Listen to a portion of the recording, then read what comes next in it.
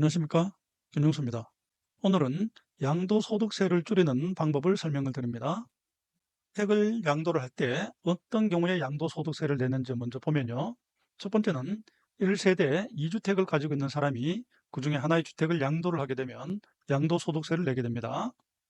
그다음 두 번째는 1주택자인 경우라 하더라도 주택의 양도 금액이 12억 원을 넘게 되면 양도소득세를 내게 되고요. 그다음 세 번째는 하나의 주택을 가지고 있던 사람이 부모님으로부터 주택을 상속을 받고 그 상속받은 주택을 양도를 하게 되면 그때 양도소득세를 내게 됩니다. 양도소득세라고 하는 것은 양도소득의 세율을 곱해서 계산을 하게 됩니다. 그러면 이 양도소득이라고 하는 것은 주택의 양도 금액에서 그 주택을 맨 처음에 샀을 때 취득 금액을 빼주고요. 그다음 취득 관련해서 부대 비용이 들어가는 것, 그것을 필요경비라고 하는데 필요경비를 빼서 남는 것이 바로 양도소득이 됩니다. 그러면 이 양도소득을 줄이기 위해서는 우리가 할 수 있는 것은 필요경비를 입증을 해서 양도소득을 줄이는 게 필요하다고 할 수 있습니다. 그때 필요경비로 인정을 받는 항목과 필요경비로 인정받지 못하는 항목으로 나눠지는데요. 필요경비로 인정되는 항목을 살펴보시면요. 맨 처음 취득 당시에 낸 취득세, 그 다음에 취득 중개 수수료 공제가 되고요.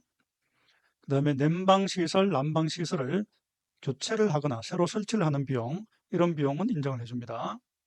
그 다음에 방이나 거실, 그 다음에 베란다 확장 공사를 하는 비용 인정을 받고요. 그 다음 보일러를 새로운 것으로 교체를 하는 비용도 인정을 해줍니다. 그 다음에 발코니 혹은 베란다에 샤시를 설치하는 비용, 이 비용도 인정을 받고요. 방이나 거실의 바닥을 옛날 것을 없애고 새로 교체를 하는 공사 비용을 인정은 받습니다. 그 다음 인테리어 비용 중에서 주택의 구조를 변경시키는 그런 인테리어 비용은 인정을 해줍니다. 그러나 필요경비로 인정받지 못하는 항목을 보시면요. 벽지를 바꾸거나 장판을 바꾸는 이런 비용, 그 다음에 싱크대나 주방, 가구를 바꾸는 비용은 인정받지 못합니다. 그 다음에 외벽에 페인트 칠을 하는 작업, 그리고 문 혹은 전기 조명 장치를 바꾸는 비용, 이런 것도 인정받지 못하고요.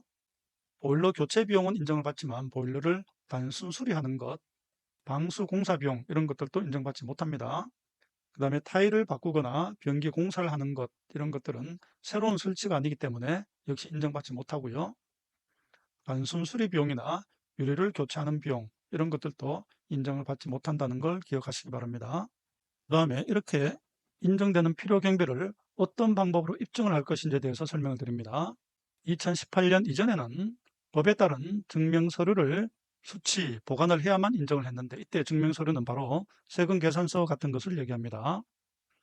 그런데 2018년도에 법이 개정되면서 증명서류 즉 세금 계산서를 수취하거나 그 다음에 실제 지출 사실이 입증이 되면 그것도 인정을 해준다 해서 실제 지출 사실을 입증하는 것으로 바뀌었고요. 증명서류 즉 세금 계산서를 갖추지 않더라도 인정을 받을 수 있다 하는 것이 새로 법으로 추가가 됐습니다. 그럼 이때 실제 지출 사실이 뭐냐면요. 공사 계약서에 공사의 내용들이 상세하게 나오는 것이죠. 그 다음에 상대방 공사를 하는 사업자의 은행 입금 영수증, 그 다음 공사를 했다는 사실 확인서를 받아서 비치를 하면 그것으로서 입증을 받을 수가 있습니다. 실제 사례에서 필요 경비를 인정받지 못한 사례를 보면요. 공사를 맡기고 리모델링 작업을 했는데 공사 비용을 사업자 계좌로 보는 것이 아니고 현금으로 주고받았고 그 다음에 공사를 맡긴 사람과 맡은 사람 모두 공사비 관련 계약서 같은 증빙을 만들지 않았습니다.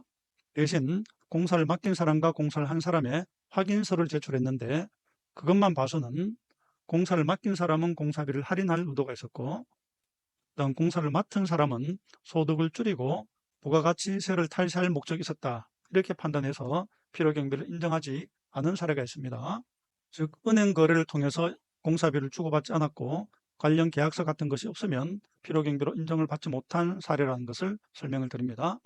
오늘은 이렇게 해서 필요경비로 인정되는 사례 항목과 어떤 방법으로 입증을 할지에 대해서 설명을 드렸습니다. 감사합니다.